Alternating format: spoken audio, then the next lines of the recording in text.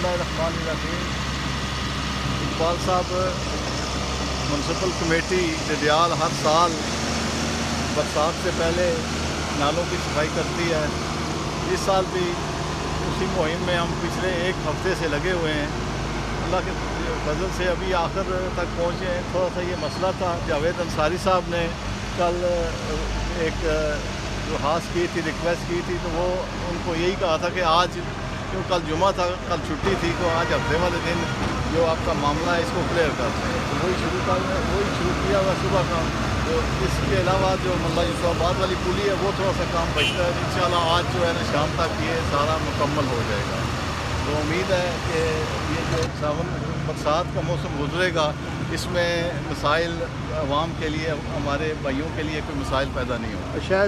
शहर में दो नाले हैं, एक ये है ढींगल वाला और एक अम्ब। तो उसकी क्या पोजीशन है? अम्ब वाला जो है ना वो बल्दिया से हदूद से बाहर है, वो हमारी रिस्पॉन्सिबिलिटी नहीं है, वो हाईवे की है। हम बल्दिया के अंदर ही कर सकते हैं। बहुत शुक्रिया।